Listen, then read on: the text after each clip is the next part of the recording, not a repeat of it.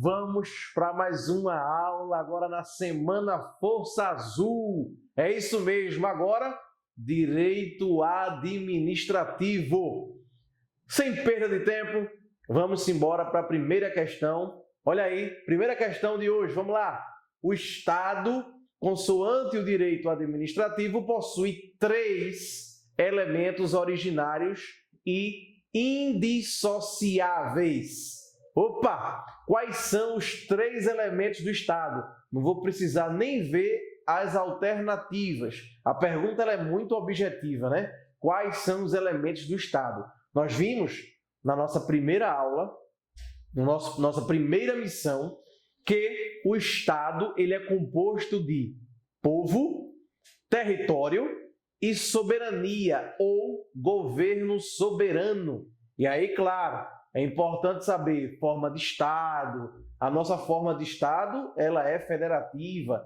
Forma de governo, república, e sistema de governo, presidencialismo. É de suma importância saber como é ou quais são os tipos existentes do nosso Estado. Forma de Estado, forma de governo e sistema de governo. Portanto, o elemento em que o Estado se compõe é justamente povo, território e soberania ou governo soberano. Então, de um ponto de vista político, Estado é a comunidade de homens fixada sob um território com poder superior de ação, de mando e de coerção. Então, isso é Estado, esse é o conceito político de Estado. Então, todo Estado deve ter essa composição, povo, território e governo soberano ou soberania. E a questão ela vem trazendo isso aqui. Vamos lá. Letra A, povo, nação e governabilidade. Não. Povo tudo bem, mas nação e governabilidade não.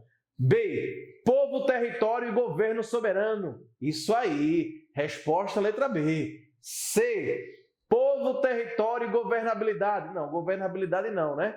D, governo soberano, independência e nação. Também não. Letra E, povo, soberania e governo independente. Não, é povo, território e governo soberano ou soberania. Tá certo, gente? Então é importante ter essas características, lembrar, né, dos conceitos iniciais de direito administrativo, sobretudo o governo. Saber que o governo, nós temos aí o aspecto em sentido formal e o aspecto material do conceito de governo. Quando nós falamos no aspecto formal ou subjetivo, falamos que governo é a cúpula diretiva do Estado. Por outro lado, no sentido material ou objetivo, quando falamos em governo, é a própria atividade política. Não confundir o governo, que é a cúpula diretiva, com a administração pública. O direito administrativo ele se pauta na administração pública. E a administração pública possui também, olha, 2 sentidos. O sentido subjetivo, orgânico ou formal e o sentido objetivo, funcional ou material. Quando falamos em sentido subjetivo, orgânico ou formal, é o conjunto de entes que exercem a atividade administrativa. Então, esse é o sentido orgânico, subjetivo, o conjunto de entes, de órgãos. Já em sentido objetivo, funcional ou material, é o conjunto das funções, das atividades atribuídas à administração pública. Lembrar também aquela questão das fontes, é importante, né? Quais são as fontes do direito administrativo? Lei, doutrina, jurisprudência, incluindo a súmula vinculante, né? Hoje, como uma das fontes formais do direito administrativo, a súmula vinculante, os costumes e os princípios gerais do direito. Não só isso, lembrar também dos sistemas administrativos. O sistema chamado contencioso administrativo, que é o sistema francês, e o sistema inglês, que é o sistema de jurisdição única, ao qual, inclusive, nós estamos inseridos. Então, nós adotamos um sistema inglês, que é o de jurisdição única. Nós temos uma jurisdição única tanto para as questões administrativas como para as outras questões particulares. Diferentemente na França, que existe um tribunal administrativo e existe o tribunal para julgar as causas dos particulares. Então vejam que aí no sistema francês nós temos uma dualidade de jurisdição. No nosso caso, a jurisdição ela é una, só temos uma jurisdição que atende tanto o âmbito administrativo quanto o âmbito particular, privado. Ok, gente? Então, essa parte inicial aí é de suma importância para você, para a sua prova, ok? Fiz uma revisão geral aí, pegando a primeira questão. Na segunda questão, vamos ver um tema, que aí eu vou desenvolvendo o tema a partir de cada questão que a gente vai resolvendo. De olho aí na sua tela. Vamos embora. Segunda questão. A respeito dos princípios constitucionais do direito administrativo brasileiro, analise as afirmativas a seguir. Olha só. Assertiva 1. Os princípios constitucionais aplicados à função administrativa estatal são considerados absolutos, estando inseridos em rol fechado, rol taxativo, mesma coisa, rol exaustivo, também poderia vir nessa mesma expressão, né? Desde a promulgação da Constituição Federal. Opa, eu particularmente não gostei, essa assertiva ela está errada. Por que essa assertiva está errada? Porque os princípios não estão em rol fechado, muito pelo contrário. Nós temos, a exemplo, o princípio da eficiência, que foi incluído, né? O princípio da eficiência ele foi incluído posteriormente. Então, obviamente que o rol ele não é fechado. Vamos ver o inciso 2. Não é possível que a lei revogue o princípio constitucional da eficiência. Olha, se o princípio é constitucional, então a lei ela não pode revogar o princípio da eficiência. Só que o que pode revogar o princípio da eficiência é a própria Constituição, se houver uma emenda à Constituição Federal. Então a assertiva 2 ela está correta. 3. O princípio da supremacia do interesse público e o princípio da legalidade estão implicitamente, ou seja, está implícito significa que não está expresso. Então, vamos lá, o princípio da supremacia e o princípio da legalidade da supremacia está implícito, mas o da legalidade está expresso no artigo 37 da Constituição Federal. Então, o 3 também está errado. Aqui, nesse caso, tem letra A. Apenas a alternativa 1 estiver correta, não. A letra B, né? Apenas a afirmativa 2 está correta. Essa é a alternativa correta. Essa questão diz respeito ao que nós chamamos de regime jurídico administrativo. E o que é o regime jurídico administrativo? É o conjunto de princípios que define a atuação do ente público. Então, isso é regime administrativo, regime jurídico administrativo. É o regime jurídico que vai trazer, por meio de princípios, justamente as limitações e as prerrogativas. Então, quando falamos em princípios ou regime jurídico administrativo, nós temos limitações à atuação do ente público e prerrogativas, situações de vantagem em relação ao particular, sempre levando em consideração o interesse público, né? E aí falamos na aula 2 princípios que são princípios basilares. São os chamados princípios fundantes ou pedras de toque, né? Na teoria formulada por grandes administrativistas, né? Então são princípios fundantes do direito administrativo. Celso Antônio Bandeira de Mello os coloca nesse sentido. E aí ele coloca o princípio da supremacia do interesse público sobre o interesse particular. Quando eu falo em supremacia, falo em superioridade, sobreposição do interesse público em relação ao interesse particular. E também o princípio da indisponibilidade do interesse público. Indisponibilidade, o administrador ele não vai poder abrir mão do interesse público, ou seja, é um limite à própria supremacia, é indisponível, o interesse público ele é indisponível, tá certo? Então são 2 princípios chamados pedras de toque, é importante esses 2 princípios saber que eles estão de forma implícita, ou seja, não estão expressos no texto da Constituição, mas eles existem, tá certo? Mas é importante saber quais são os princípios que estão expressos, ou seja, aqueles princípios que constam no artigo 37. O artigo 37, aliás, ele fala que a administração pública, né, seja ela direta, seja a administração pública indireta, de qualquer dos poderes, seja da União, dos estados, do Distrito Federal ou até mesmo dos municípios, ela deverá obedecer aos princípios LIMP. Isso, quais são? Legalidade, impessoalidade, moralidade, publicidade e eficiência. Lembrar que o princípio da legalidade tem uma diferença para o particular, né, como direito fundamental, e para a administração pública. O princípio da legalidade diz que a administração só poderá agir se houver lei.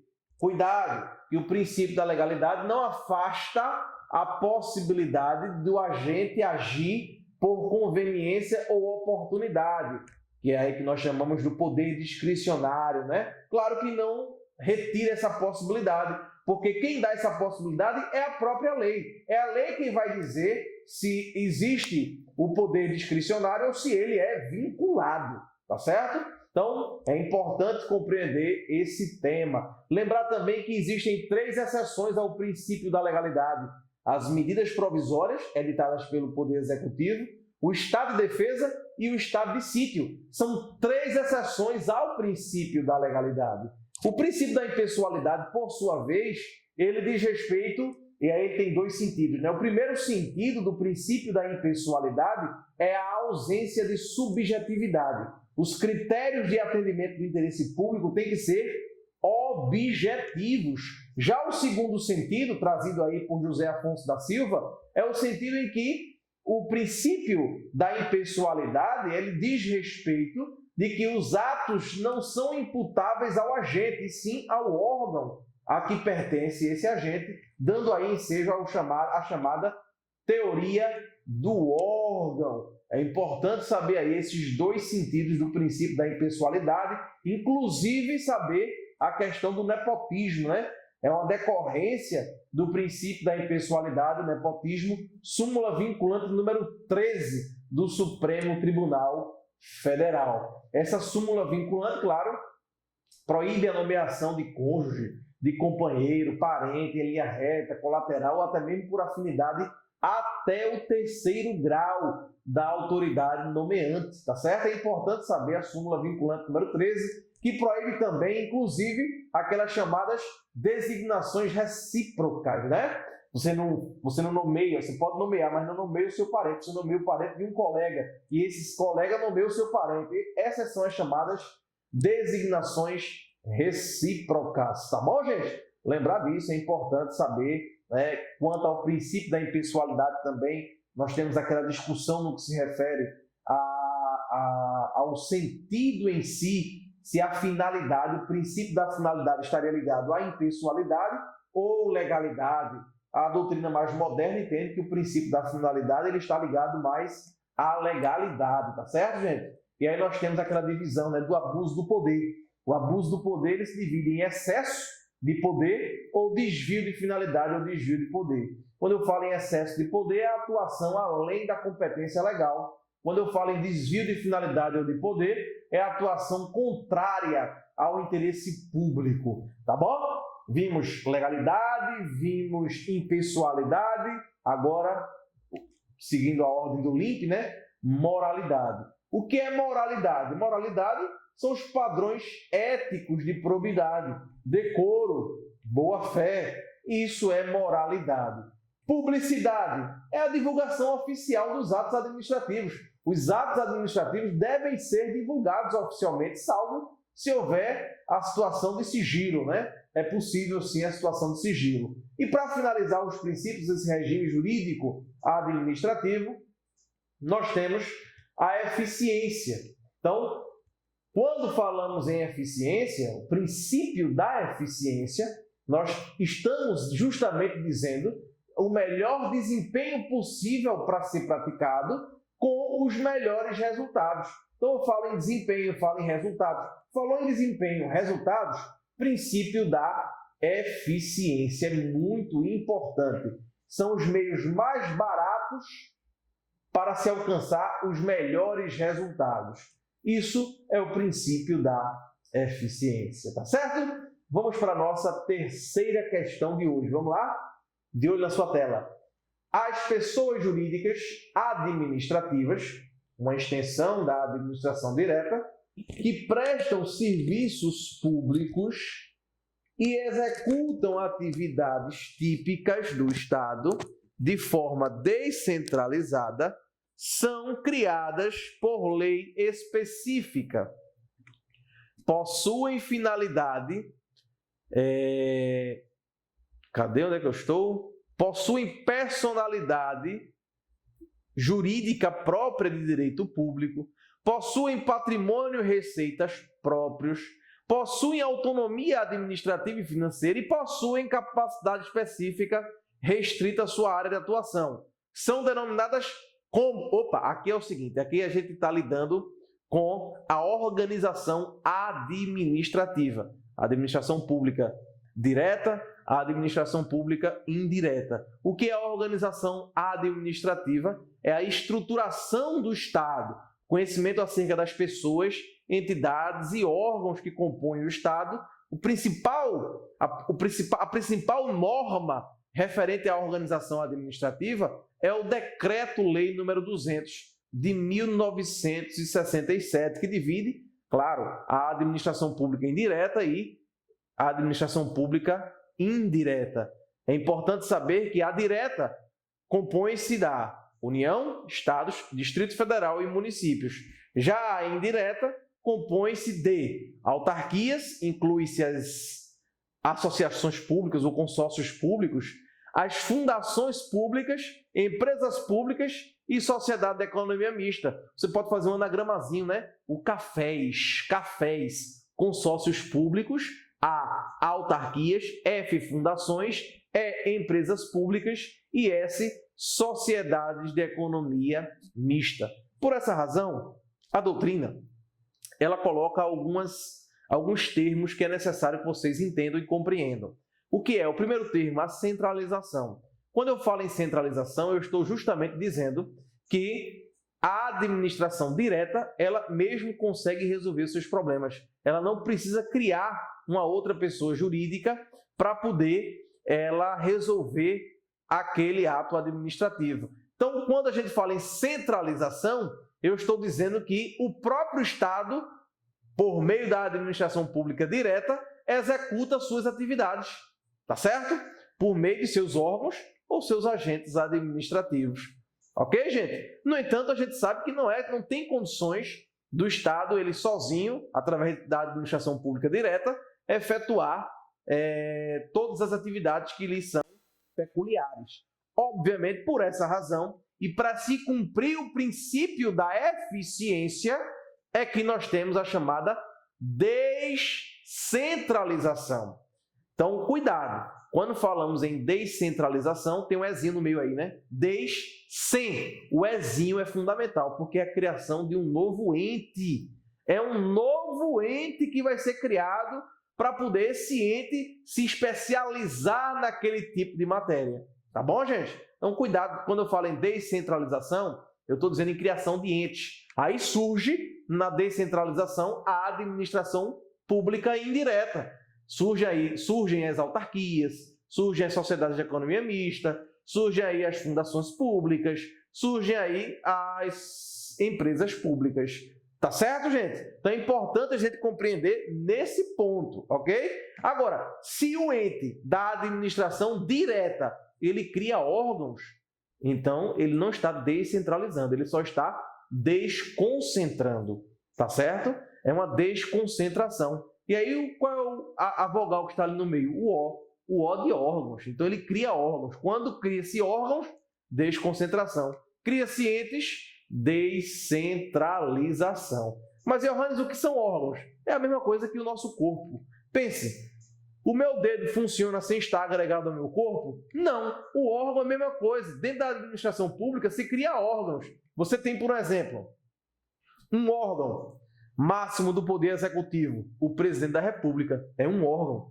O Presidente da República é um órgão, a presidência, né? Melhor dizendo, a Presidência da República é um órgão. Abaixo da presidência você tem vários órgãos, os ministérios.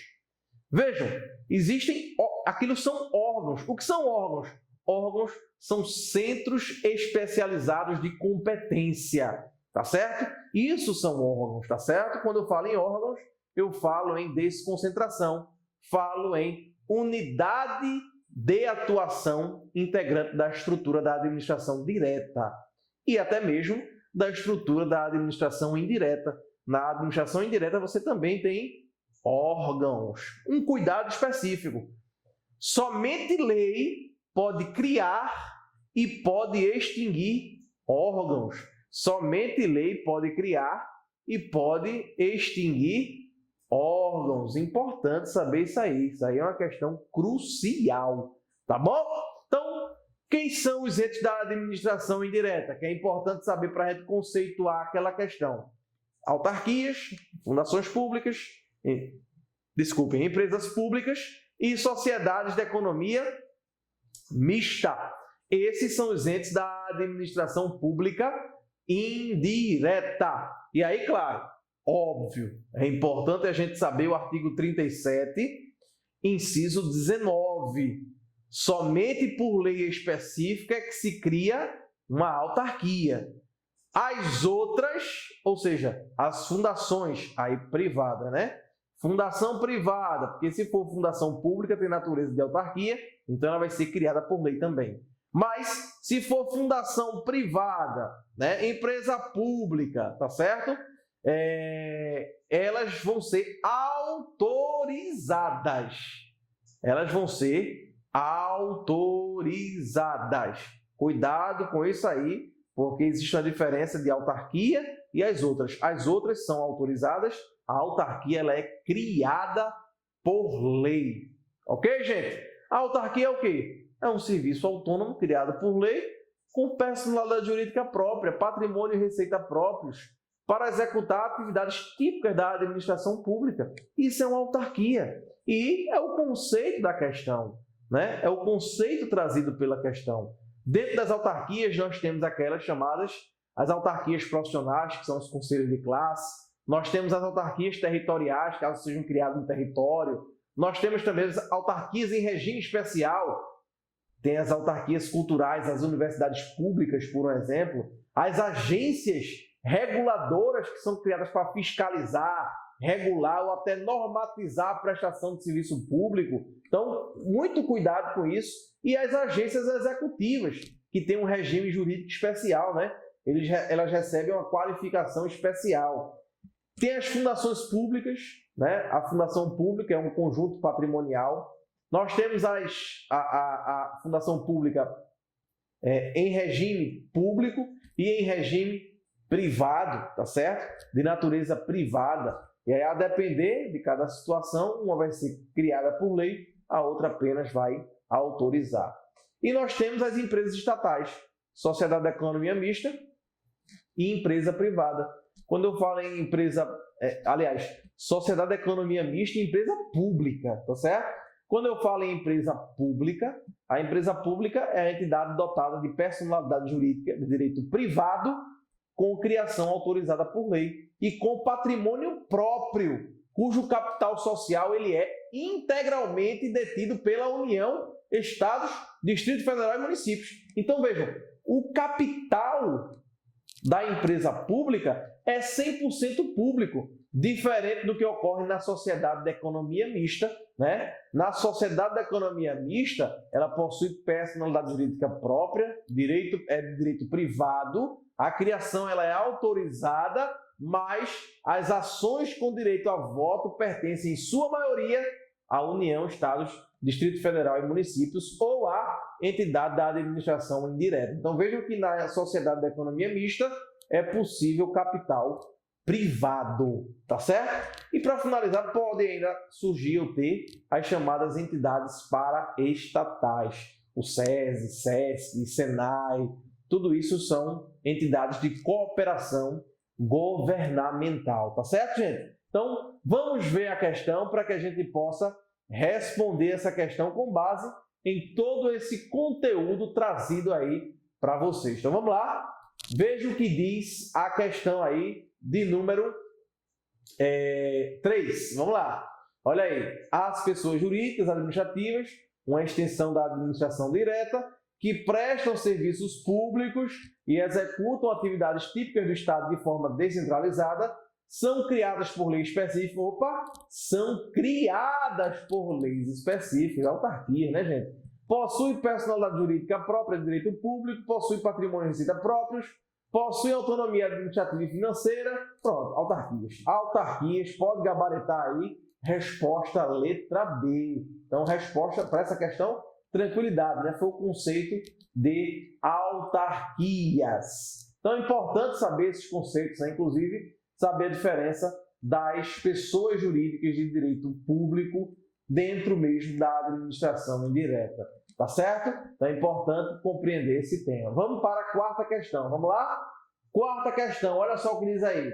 A administração pública, usando de faculdade que lhe é atribuída por lei, restringiu o uso de determinados bens individuais em benefício do interesse público.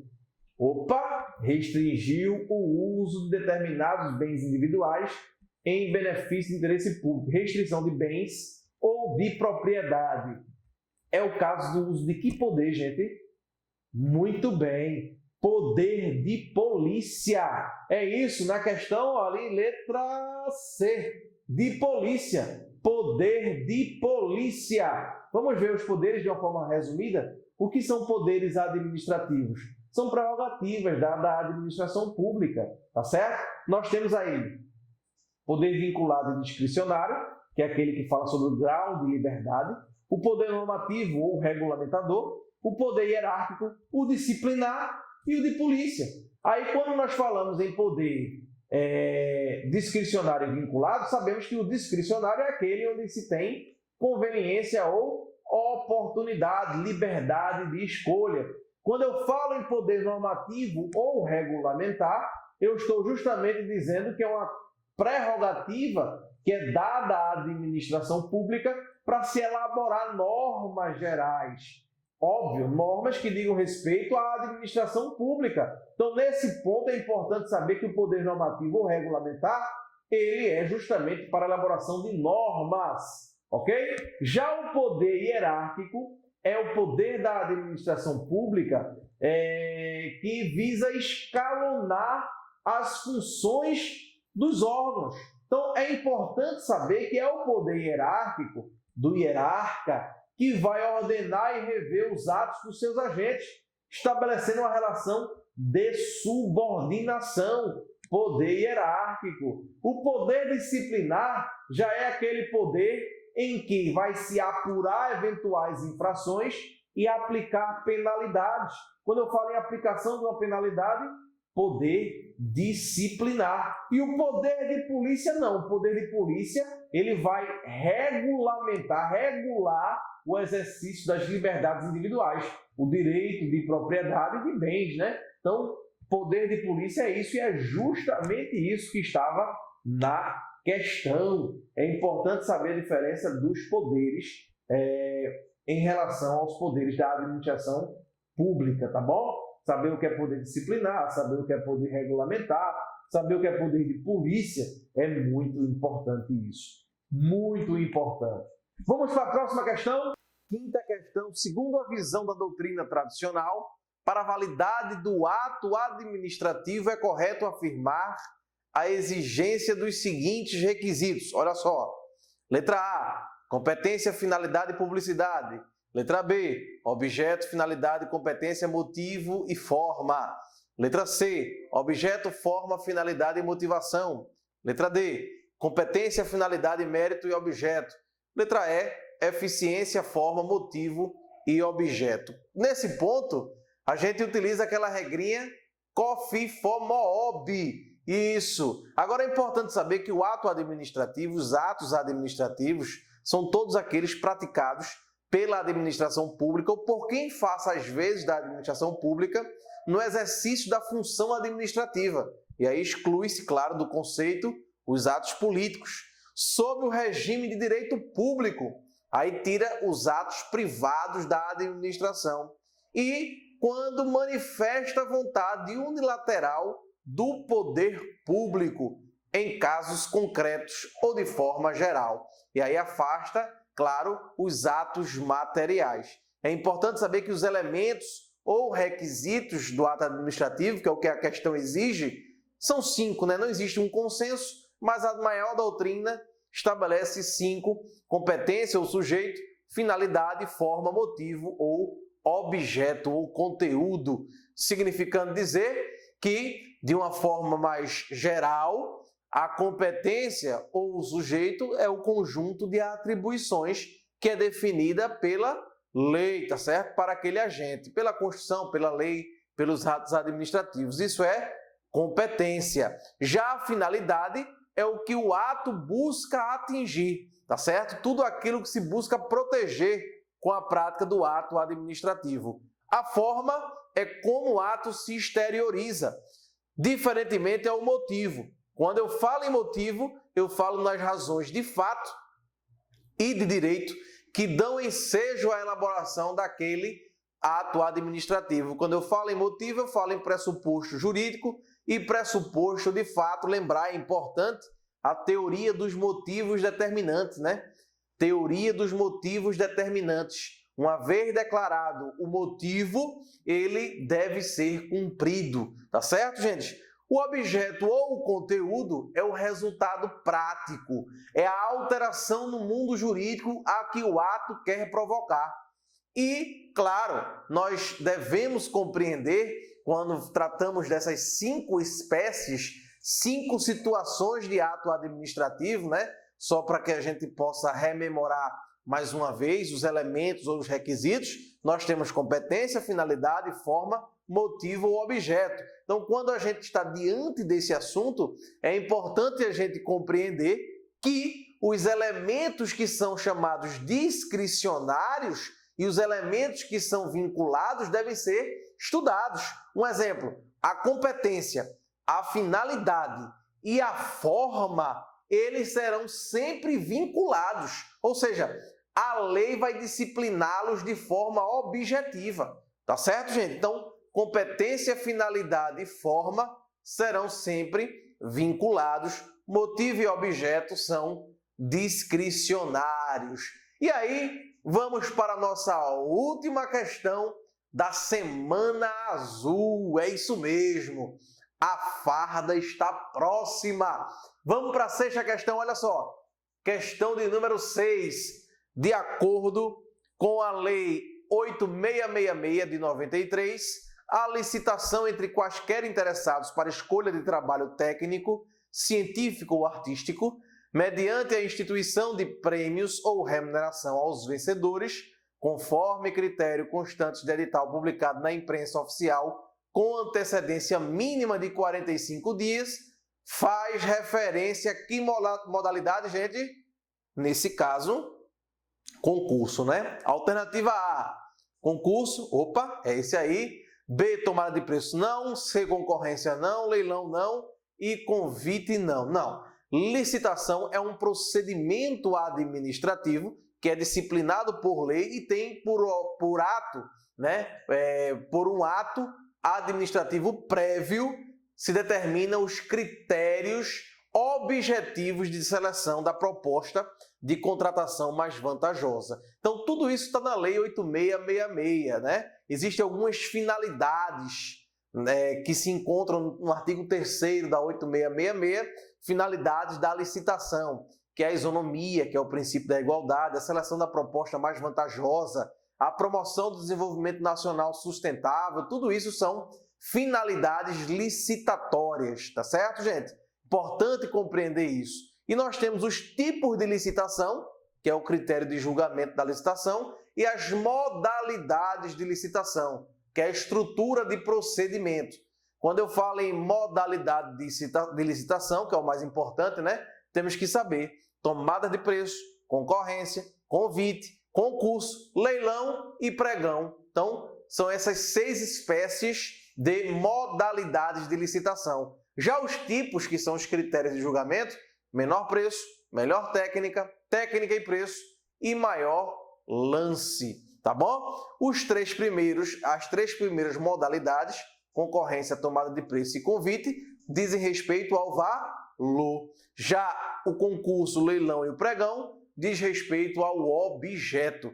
Por essa razão, a concorrência é uma contratação de grande vulto, a tomada de preço é uma contratação de vulto mediano e o convite é uma contratação para contratos que não têm tanto valor econômico, tem uma maior restrição de valor. Então, claro, obviamente, em razão disso, os procedimentos são diferenciados.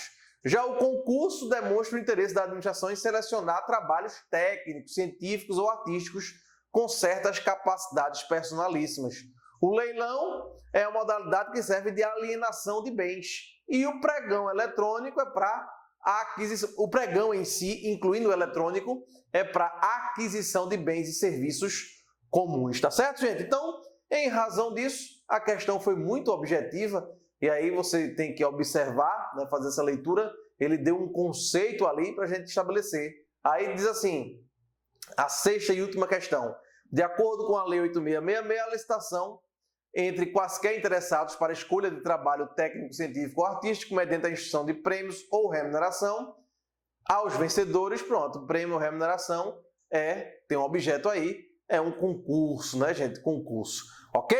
Então, finalizamos aqui essa semana azul em Direito Administrativo. Um forte abraço para vocês. Lembrando, viu? Lembrando que estaremos aí em Petrolina fazendo um grande aulão. Sairemos aqui de Recife e iremos direto para Petrolina no próximo sábado. Um grande aulão em Petrolina. E no domingo, a grande prova, tão esperada prova, né? Já foi remarcada, quantos problemas. Mas vamos superar esses problemas, enfrentar essa prova e ter êxito. Concurseiro, um forte abraço. Concurseira, um forte abraço. Estaremos aí no próximo final de semana, se Deus assim permitir. E até a próxima. Tchau, gente!